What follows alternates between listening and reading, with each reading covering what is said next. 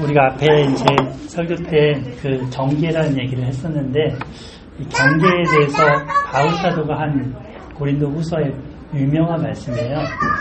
사실 그 당시 고린도 후서에는 거짓 교사들이 들어와서 분수에 넘어서는 짓들을 많이 했거든요.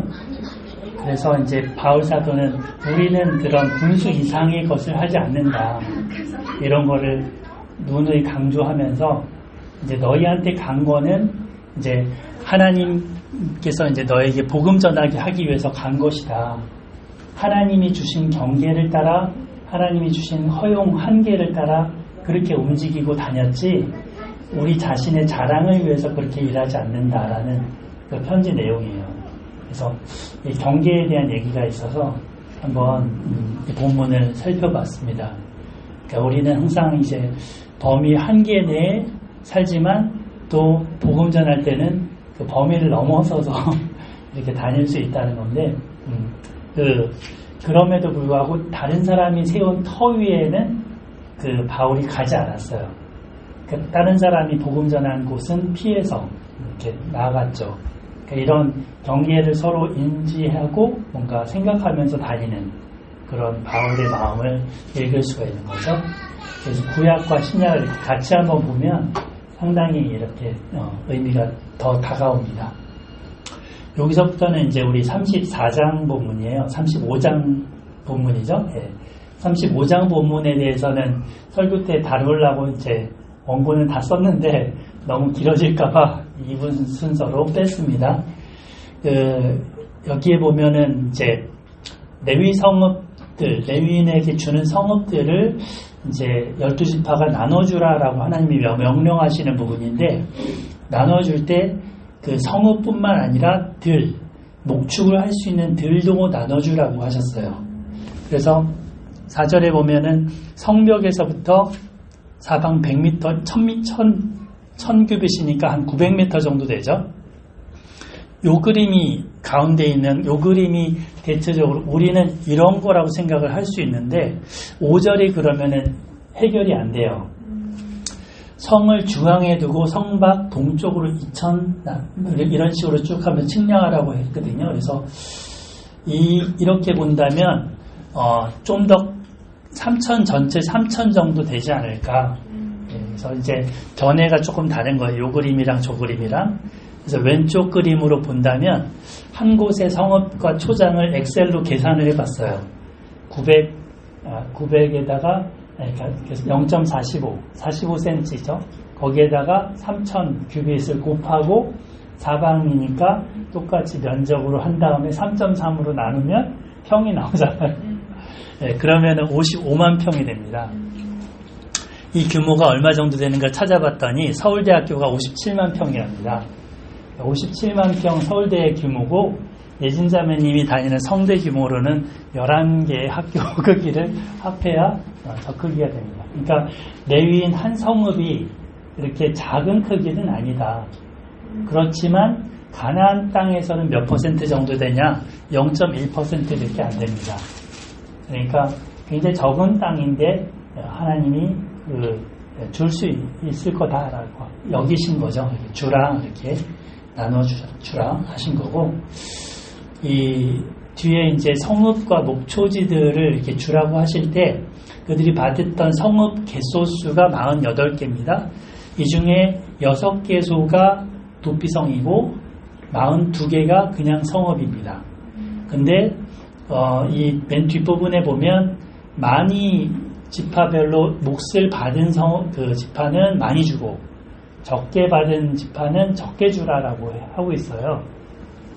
그래서 그 준 배분수를 여호수아서에 보면 이제 저기 밑에서부터 제사장 아론의 자손들의 성읍이 아랫부분이죠. 여기를 준 지파는 유다, 시몬, 레위 지파고, 레위 지파가 제일 인구수가 6만 명 이상이 넘어요. 그래서 여기서 8개의 성읍을 가장 많이 줍니다. 그리고 여기 같이 있는 시몬 지파가 2만 명이 좀 넘습니다. 가장 적은 지파인데 여기서 1개의 성읍을 줍니다. 나머지는 3개 내지 2개, 3개, 4개 이렇게 되죠. 네. 그래서 이 위에 고핫 게르손, 무라리 세 개의 자손들이 로 구성되어 있는데 이제 물론 제사장 아론의 지파는 고핫에서 나와요.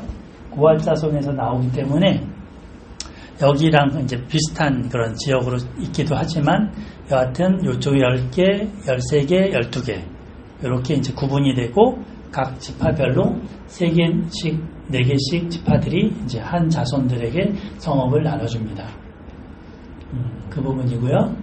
예, 그래서 유다 지파가 저기 7만 명이 넘네요. 7만 6,500명에서 제일 많은 인구수를 가진 유다 지파가 이제 나눠주는데 저기 헤브론이라는 거는 아까 설교 때 설명드렸던 갈렙이 차지했던 그 성읍을 주었다는 거예요. 그러니까 성경의 이런 지리나 이런 부분들을 같이 엮어서 보지 않으면 숨은 공로도 잘 찾아내기 힘들죠. 분명히 공로인데 이런 부분들이 나타나고 그 드빌이라는 지역도 그 온니엘한테 줬지만 저 지역도 나중에 그냥 레위인의 성읍으로 같이 지정이 되는 것을 알 수가 있어요. 그리고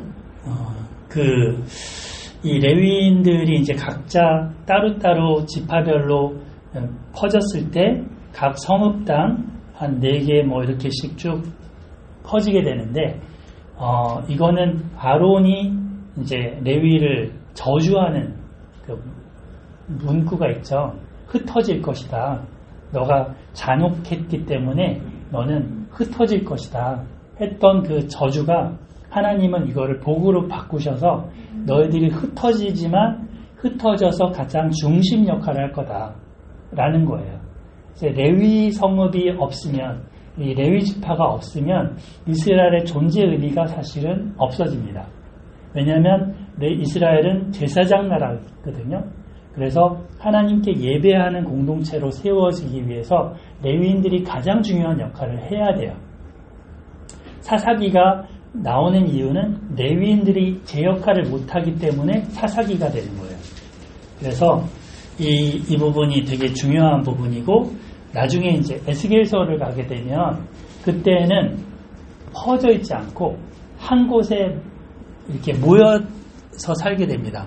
이때는 이렇게 12지파가 남쪽부터 쭉 가게 되는데 가운데에 이런 제사장 성전과 함께 레위인의 성읍이 들어가게 돼요.